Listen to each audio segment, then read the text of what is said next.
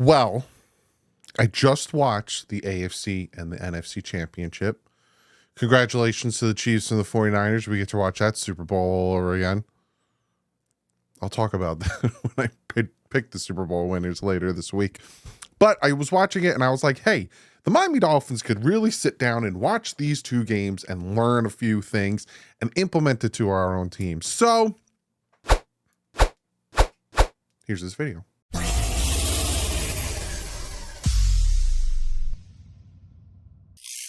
What is up, Finn fans? How are you doing? Hopefully you're having a fantastic Monday. While you are watching this, I am getting a procedure done on my lower back, and I will be a little immobile. But you still get a video tomorrow. I don't stop, never stop. The procedure is to help me deal with the pain, lose the weight, get myself back to 100%. Because I was called fat today on Twitter. With the Twitter bullies and the Twitter trolls call me fat. Here's the thing. I can lose weight. You'll still be a douche. So like I said, I was watching the championship games and I was like, the Dolphins can learn a few things from these games, from these four teams that have gotten very far into the season or one game away from the Super Bowl. So I wrote them down, did some research like I normally do, looked into a few things. Is it possible? I will say this. You ready for it? Boom, disclaimer. I don't care about cap space in this video. I made a video talking about the cap space. I'll have the little taggy thing pop up. I made a video talk about the cap space. The Miami Dolphins can do things very easily to give themselves cap space. Like if I mention, hey, the Dolphins should really focus on this or do this, and then I can already tell someone's going to be like, we have no cap space. We're in cap space hell. We are in cap space purgatory. We're in the 7 stages, 7 layers of cap space. I don't care. That's not the point of this video. Move along, little doggy. So I just wanted to say that because I can already feel the cap space. You ever see those guys that are like the end is nigh? And they have the cardboard signs and they stand on the corners in New York City. Most of the time they look homeless. That's what I feel like when those people are like, the cap space, it's coming, the cap space. I'm not Brandon Shore. I'm not Chris Greer. I'm not Stephen Ross. I don't got to worry about it. I'm just telling you what I think the Dolphins should do. And I already talked about it. So let's get into this because I've already rambled on for about almost 3 minutes and some people don't like it. And I apologize. Don't get mad at me.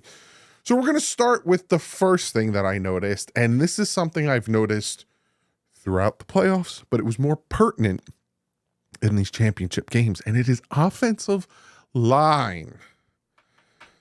I've been begging and pleading about the offensive line all the way back in March. Now, I will say this, and I made a whole video about it. Go check it out. I think I made it Friday, talking about was the offensive line actually good? And there's a lot of things that popped out that wasn't good about the offensive line. Obviously, people are going to be like, oh, we're the least sacked team, least pressured team. I talked about it in that video, and a lot of it has to do with the way the offense was rolling and how they had to adjust with the quick releases, with the screens, with all that stuff to compensate for how bad the offensive line was playing.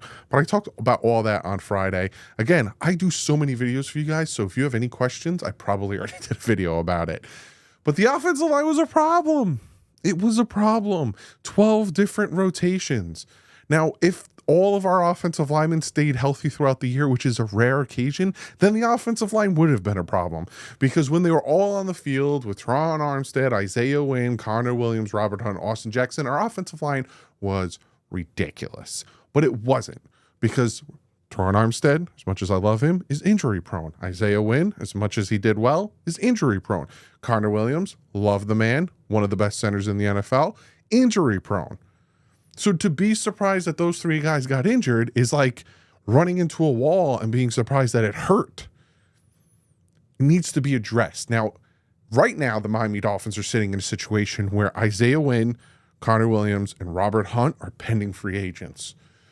So it's at the point now, because I've talked about this ad nauseum, and the pushback I get a lot is, well, they're not going to do anything about it, Doug, because they haven't in the past. And you're not wrong there. You are not wrong there. But my thing now is, Now their hand is forced. They have to do something about it because their 3 starters on the interior of the offensive line are pending free agents. You got to decide what you're going to do. You can re-sign Isaiah Wynn for cheap money. And again, this is a video I'm going to make down the road, probably next week or so. But you can re-sign him for cheap because of his injury and because he probably won't get that much on the open market. You can bring him back. Connor Williams, you're not getting Connor Williams back until maybe October because he tore his ACL. It's not like an Achilles injury, which isn't as severe as a torn ACL or any type of roll-up, ligament or whatever.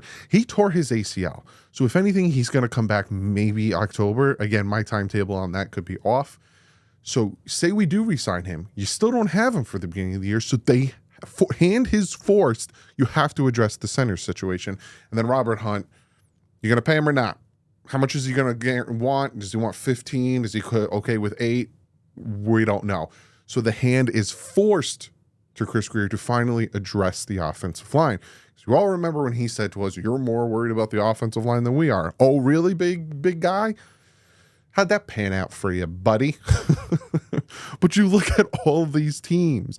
You look at the Lions with Penei Sewell. You look at the 49ers with Trent Williams. You look at the Ravens with Staley. You look at the Chiefs with their offensive line kind of hurt them a little bit with the holding calls and everything like that. But still, these guys have good offensive lines. You look at the whole season, the playoffs as a whole, there's a lot of teams that were incorporated in these playoff runs that have good, sound offensive lines. That's something that needs to be addressed. And we've noticed it. And go watch Friday's video. When you give Tua enough time to get to his second read, he does really well. Look at his stats when Connor Williams was in there. Look at his stats when he's able to drop back, wipe his hand off, and then throw the ball. Like, Brock Purdy has the best offensive line in the NFL, and he is just eating. Like, that man literally dropped back and waited for Kittle to run all the way across the field and then hit him wide open on the left side of the field. Brock Purdy is in the perfect situation. A lot of people like to say Tua is in the perfect situation. No. Ayuk, Debo, Kittle, CMC, the best offensive line in football, and then you got the best defense in football. Brock Purdy is in the best situation in NFL. So a lot of people are like, hey, the Tua can only win with everything perfect. He had 12 different rotations on offensive line. Jalen Waddle was not 100% for the entire season. Tyreek Hill during the second half of the season was beat to hell. How many times was he limping off the field with his bad leg? We lost Raheem Mostert at some point. We lost Devon Achane at some point. At some point, the only healthy running backs on the team was Miles Gaskin, Savon Ahmed, and Chris Brooks. And then Chris Brooks got injured. We had one healthy running back. So to sit here and tell me he only wins with everything perfect around him, you need to get your eyes checked. Anyway, and then we'll talk about the defense, but that's a horse of a different color. So anyway, rambling too much. Offensive line, need to focus on it. Win a championship in the trenches. Next thing, defense. What I saw from the Kansas City Chiefs was the blueprint on how to stop Lamar Jackson. And the sad thing is, that blueprint has already been implemented 3 years ago. Who implemented that blueprint? Brian Flores. Thursday Night Football, Dolphins versus Ravens. You blitz the man, you contain him, you force him to beat you with his arm.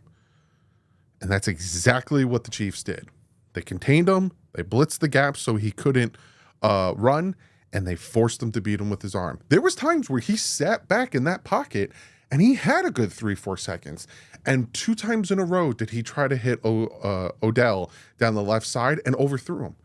And then he tried to hit the running back and overthrew him. Now, don't get me wrong. Lamar is going to be the MVP, deservingly so, except maybe CMC should get it. I'm just saying. But Lamar is a great athlete.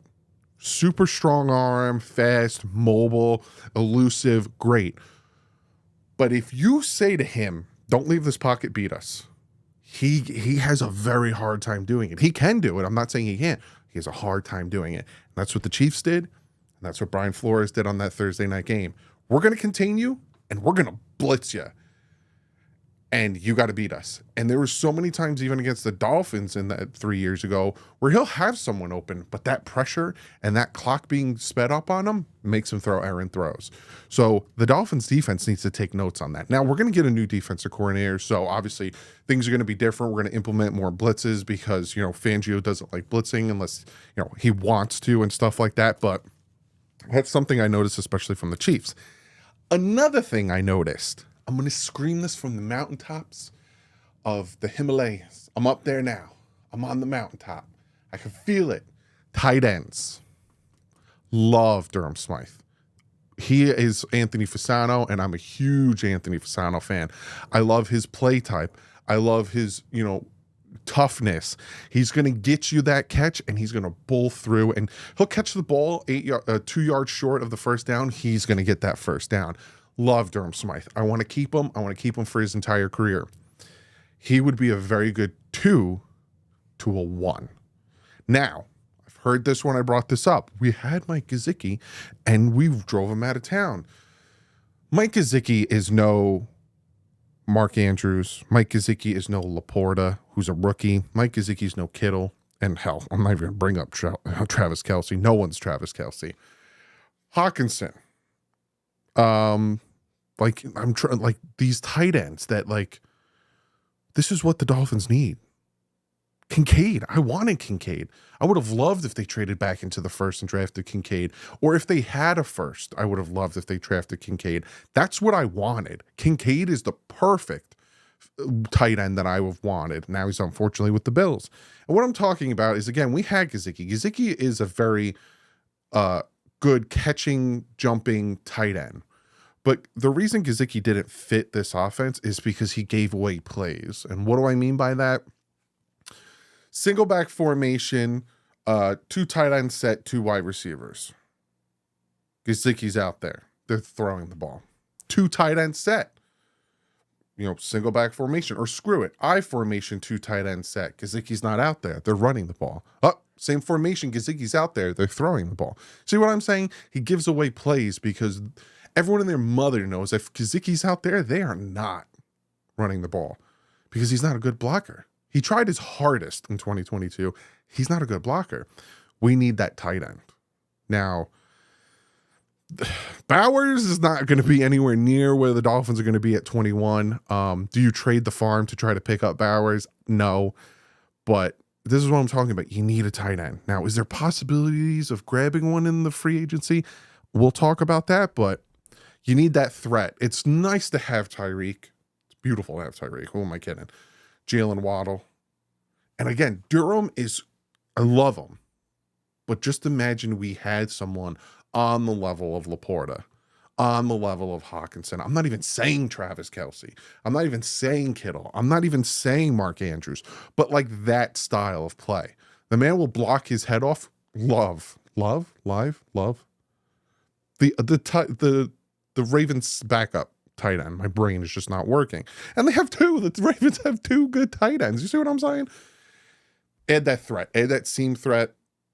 Because you could say, well, that doesn't fit our offense. It does. Kittle. He's the 49ers run the same offense as the Dolphins, and Kittle feasts in that offense. Yeah, that tight end. Next, and I've been banging the table for this. It's another offensive line situation that I've been banging the table. Middle linebacker. I watched them all weekend making stops. I saw Roquan Smith just shutting down KC. I'm trying to Pacheco just in the backfield, boom, shutting them down. They're doing great in coverage on tight ends. These linebackers are just killing it. Tranquil, who came in for Gay, 8 tackles. Roquan Smith, 16 tackles. Warner, 13 tackles. And this one kills me.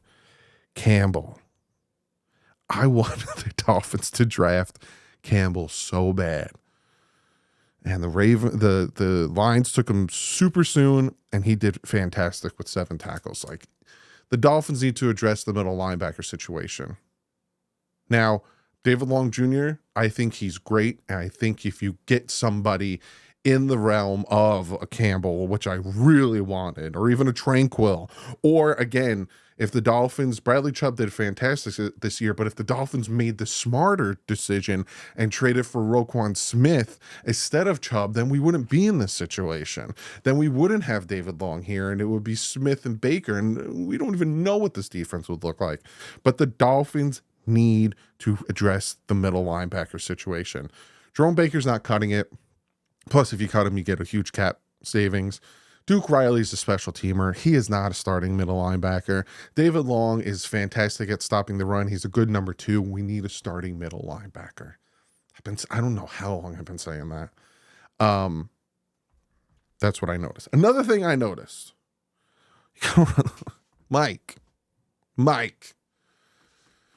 you said you weren't going to abandon it last offseason. You apologized to Raheem Mostert. You sat down, I'm not doing it again, and you did it again. You gotta run the ball. Pacheco, 68 yards and a touchdown. Edwards, 6.7 yards a carry. Montgomery, 93 yards and a touchdown. CMC, 90 yards and 2 touchdowns. In December, January, and playoff football, you have to run the ball. And you have to stick with running the ball. The Dolphins' offensive line, when it came to run block win rate, was actually number 8. Again, I talked about it on Friday. Their pass block win rate was 31. Hot garbage. But their run block win rate was good. Why is that? Go watch Friday's video. I break it all down for you. Gotta run the ball, and you gotta stick with it. Especially against these teams that were run all over, that we've played. You gotta stick with the run. You gotta. And continue it. Now, I have some things I'm going to talk about. Again, free agent videos, team need videos that are going to address that run game. But as of now, I just want to let you know, run the ball and stick with it. 2 more things I got for you. This last one is just something I noticed, and I'll pop up some video for you guys to watch while I'm talking about it. But Tua this offseason got bulked up to absorb some of the hits, and he took a few hits. Against the Cowboys, stayed in the pocket, took a few hits from Parsons. He's stayed in there and take some hits and made some throws, and he bulked up for that. But showing you his rookie year and his second year, he was more mobile.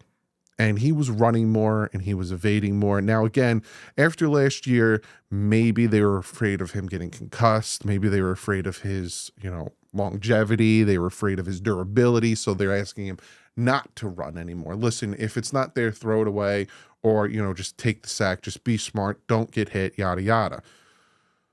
But I've shown you his first 2 years, he has the ability to be a little mobile. Now, I'm not expecting him to be Lamar, Patrick Mahomes, Josh Allen, Brock Purdy.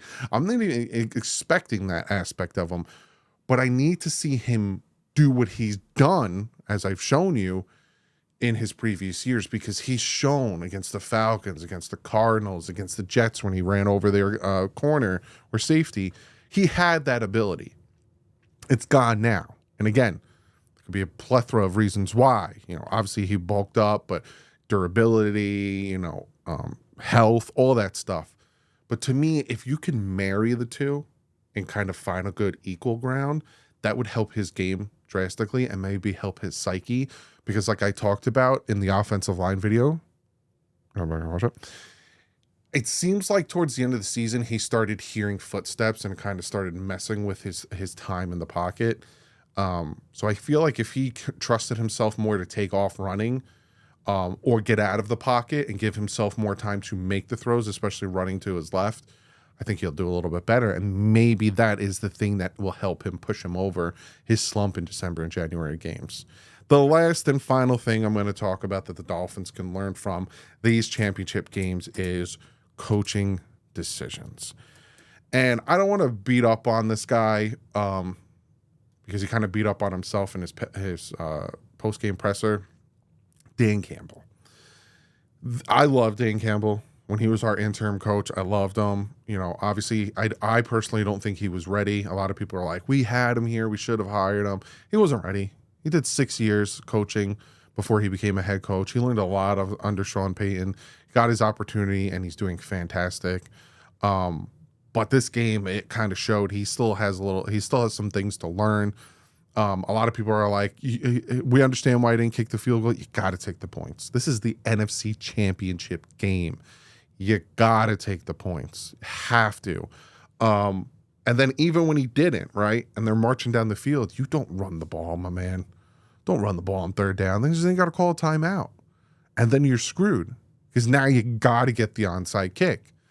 It was sloppy. It was sloppy coaching, and he was up huge. It was like, what, 27-10 or 27-7 at one point. He was up huge, and he kind of choked it away. It wasn't just on him, but coaching decisions. And again, that goes back to McDaniel. It goes back to his plays, and when he calls them, it goes back to his time management. There's so many times, even when we were home against the Cowboys, he was forced to call a timeout because it took him too long to get the plays in. Because here's the thing, they get it into their headsets. Obviously, the quarterbacks cover their ears, but the mic cuts off at 15 seconds. So when the play clock gets to 15, the mic's cut off, and the head coach can't talk to him. So then the quarterback has 15 seconds to get up to the line of scrimmage, read the defense, point out the mics, make an audible of some sort, and then let the motions happen, which our offense was filled with motions. It's not enough time, 15 seconds. So that's a lot of times why some things were predetermined pre-snap. That's why a lot of times Tua would force it to the first read, because by the time he got under center, there's about 10 seconds left on the play clock. How is he going to do the things he needs to do and allow the motions to happen in that amount of time? That's something Mike McDaniel needs to work on. That's something the team needs to work on. Practice in louder environments more often in the dome. His challenges were bad, and some of his decision-making was bad. But again, this is he's second year, and he got better each year. So again, better decisions there. But these are just things that I noticed while watching the championship game. So I was like, I'm going to talk about them. I'm going to write them down. I'm going to talk about them. We're going to chat about them. And I want to know how you guys feel. Is there anything that you noticed while watching these championship games or even the conference games that the Dolphins could learn from or could add or anything like that? Comment below. Let me know. I'll see you guys tomorrow in the next video. Every year I do a Tua 2020 whatever, like his previous year film breakdown. Do you want me to do another one this year? They tend to do good, but they're long. They're like an hour long because I look at his best plays and his worst plays, and I kind of talk about where he can learn. So comment below. I'll probably do it anyway, but I just really want to get your guys' opinions on it. And I'll see you in the next one. Like usual, stay classy. Fins up.